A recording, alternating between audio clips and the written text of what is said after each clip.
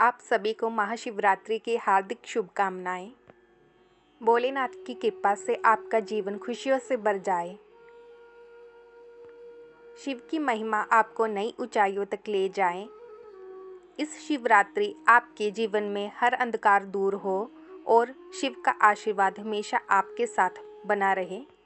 भोले की भक्ति में लीन रहो और संकट से बचोगे। महादेव और माँ पार्वती आपकी रक्षा करेंगे। इस पवित्र रात्रि पर भगवान शिव आप पर अपनी कृपा बरसाएं तथा आपके जीवन को कृपा और शांति से भर दें।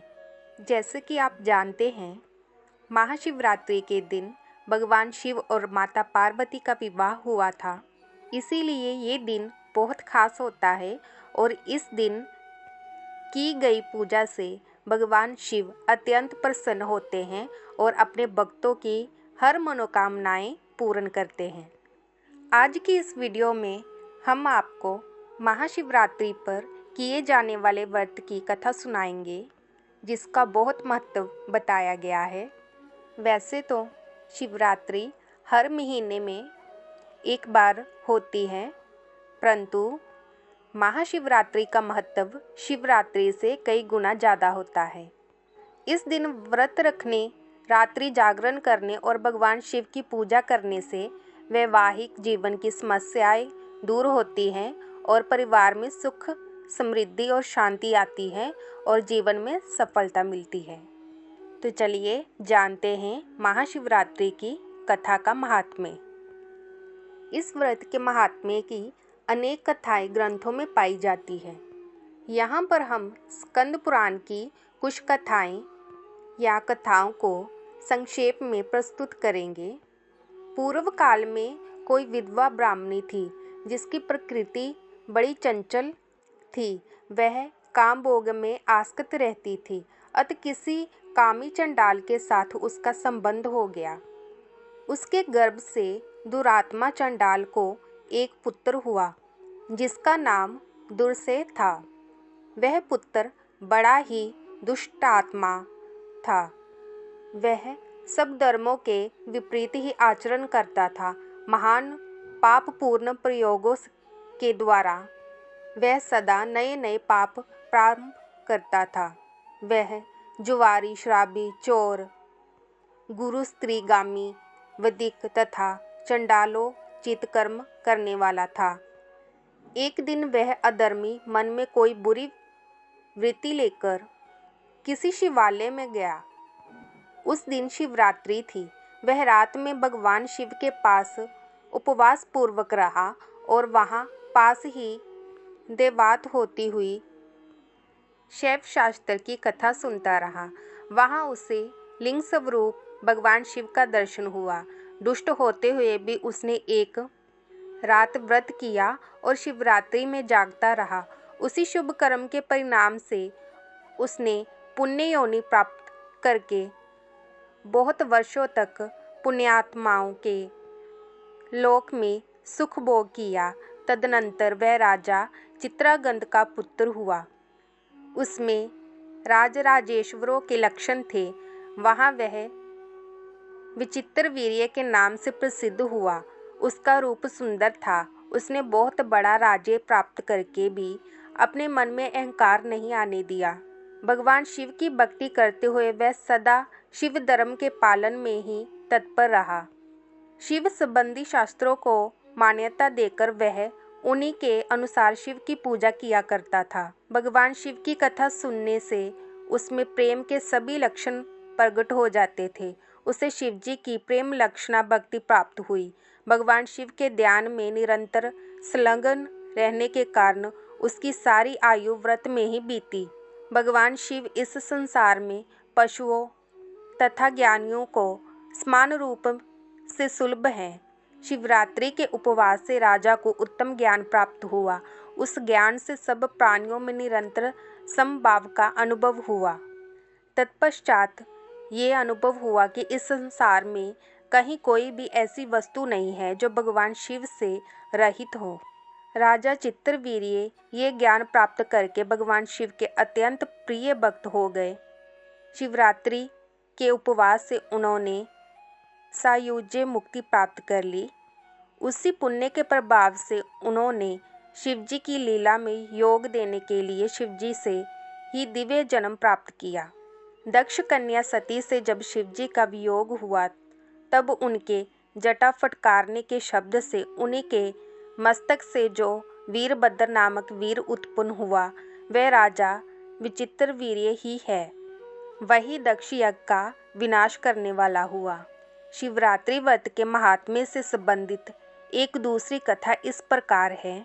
प्राचीन काल में शशिबिंदु नाम से विख्यात एक चक्रवर्ती राजा थे। उनकी पतिव्रता स्त्री उन्हें प्राणों से भी प्रिय थी।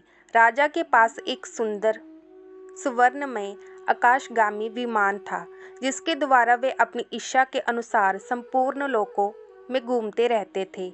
एक समय फाल्गुन कृष्ण पक्ष की चतुर्दशी शिवरात्रि का पर्व आने पर राजा शशिबंधु उत्तम प्रवास क्षेत्र में आए। वहां उन्होंने बहुत से महर्षियों को देखा जो जप एवं होम में तत्पर हो रात्रि में जागरण करने के लिए सोमनाथ जी के सम्मुख बैठे हुए थे। राजा ने भी सोमनाथ का दर्शन और प्रणाम करके विधि पूर्वक पूजन किया और कर्मश भक्ति भाव से उन सभी ऋषि मुनियों का स्वागत सत्कार करके वे समीपस्थ केदारलिंग के पास चले आए। वहां विचित्र पुष्पमालाओं नैवेद्यों तथा मनोहर वस्त्राभूषणों से केदारेश्वर की पूजा की और वहीं एकाग्रचित हो जागरण किया। तब वे सब मुनि कौतूहलवश राजा के समीप गए और इस प्रकार बोले, राजन, तुम सोमेश्वर देव को छोड़कर केदार जी के आगे जो जागरण और पूजन करते हो, इसका क्या कारण है? राजा ने कहा, विप्रवरों, आप लोग सुने, ये मेरे पूर्व जन्म का वृत्तांत है। पहले जन्म में मैं ब्राह्मणों की पूजा करने वाला शूद्र था। मेरी जन्मभूमि सौराष्ट्र देश में थी। एक समय वहाँ भयंकर अनावृष्टि हुई। उस समय मैं भूख से व्याकुल होकर प्रवास क्षेत्र में चला आया। यहाँ आने पर हरणी के मूल बाग में स्थित एक सुंदर सरोवर मेरी दृष्टि पड़ी जो राम सरोवर के नाम से प्रसिद्ध है। वह तड़ाग कमल समूह से सुशोभित था। मैं थका मादा तो था ही।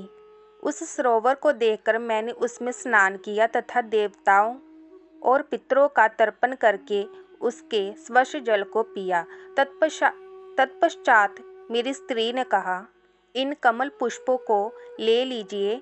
यहाँ से निकट ही एक सुंदर स्थान दिखाई देता है। वहाँ चलकर इन फूलों को बेचेंगे जिससे कुछ भोजन की व्यवस्था हो सकेगी। पत्नी के यों कहने पर मैं जल के भीतर उतरा और बहुत से कमल के फूल लेकर नगर की ओर चला। वहां पहुंचकर सड़कों, चौराहों और तिमुहानिया पर घूमता रहा, परंतु किसी ने भी मेरी फूल नहीं लिए। इतने में दिन डूब गया और मैं अपनी पत्नी के साथ एक मंदिर में आकर सो गया। वहां स्त्री सहित मुझे भूख अधिक पीड़ा देने लगी। इतने में ही मैंने देखा कि किसी देवालय में होम और जागरण हो रहा है। तब मैं भी उठकर वहां गया और रुद्रेश्वर नामक वृद्धिलिंग केदारेश्वर का दर्शन किया। उस समय वहां अनंगवती नामक एक वैश्या शिवरात्रि व्रत में संलग्न हो नृत्य, गीत और उत्सव आदि के द्वारा भगवान के सामने जागरण कर रही थी। मैंने एक मनुष्य से पूछा, भाई, यहाँ रात्रि में जागरण किस लिए होता है? यह नाच गान और उत्सव में लगी हुई कौन स्त्री दिखाई दे रही है? उसने बताया, आज शिव धर्मोक्त पुराण में प्रतिपादित शिवरात्रि है। यह धर्मपरायण स्त्री अनंगवती नामक की वैश्या है जो कल्याणमय शिवरात्रि व्रत करके जागरण कर रही है। जो कोई मनुष्य शिवरात्रि व्रत करता है उसे दुख, दारिद्र्य और बंधन की प्राप्ति नहीं होती। दुष्ट ग्रह, अरिष्ट योग, रोग अथवा व्यय भी उसके पास नहीं आता। वह उत्तम कुल में उत्पन्न हो सुख एवं भगवान से सौभाग्य से युक्त होता है। तेजस्वी यशस्वी तथा पूर्णत कल्याण का बागी होता है। उस मनुष्य की बात सुनकर मेरे मन में वह व्रत करने का निश्चय विचार हुआ। मैंने सोचा, अन्न का अभाव होने के कारण उपवास तो मुझे विवश होकर करना ही है, अतः स्नान करके इन कमल के फूलों से भगवान महेश्वर की पूजा करूं। तब मैंने स्त्री सहित स्नान करके भक्ति भाव से कमल के फूलों द्वारा भगवान रुद्रेश्वर का पूजन किया। पत्नी के साथ रात भर वहां जागता रहा। सवेरा होने पर वैश्या ने मुझसे कहा, अपने फूलों का मूल्य 3 बार सोना ले लो। परंतु मैंने सात्विक भाव का आश्चर्य लेकर उसका दिया हुआ मूल्य स्वीकार नहीं किया। भिक्षा मांगकर जीवन निर्वाह करने लगा। दीर्घ काल के पश्चात मेरी मृत्यु हुई। उस समय ये मेरी प्राण प्यारी पत्नी मेरे शरीर को लेकर चिता की आग में प्रवेश कर गई। उस पूजन और जागरण के प्रभाव से मैं पूर्व जन्म की बातों को स्मरण रखने वाला चक्रवर्ती राजा हुआ। एक बार संयोगवश ये व्रत किया था जिसका ये महान फल प्राप्त हुआ। अब मैं भक्ति भाव से यथावत सामग्री के साथ जो इस व्रत का पालन करता हूँ, इसका भविष्य में क्या फल होगा ये मैं नहीं जानता। ये सुनकर उन ब्राह्मणों के नेत्र आश्चर्य से खिल उठे। उन्होंने साधु साधु कहकर राजा की बुरी बुरी प्रशंसा की। उन्होंने स्वयं भी उस स्वयंभू लिंग का पूजन किया। राजा शशि बिंदु उस केदार लिंग के प्रसाद से देव दुर्लभ उत्तम सिद्धि को प्राप्त हुए। अनंगवती वैश्या शिवरात्रि व्रत तथा केदार लिंग के प्रभाव से रंबा नामक अप्सरा हुई। शिवरात्रि व्रत के महात्म्य की कुछ कथाएं शिव पुराण में भी पाई जाती है। महाशिवरात्रि व्रत कथा के महात्म्य को मैंने आपको सुना दिया है। जो भी लोग शिवरात्रि का व्रत रखकर इन कथाओं को स्मरण करते हैं या इसको सुनते हैं, पढ़ते हैं, उनको पुण्य की प्राप्ति होती है और साथ ही महादेव और माँ पार्वती की कृपा उन पर हमेशा बनी रहती है। इस शिवरात्रि आप सभी की मनोकामना पूर्ण हो। महादेव और माँ पार्वती जी की कृपा आप पर हमेशा बनी रहे। हर हर महादेव।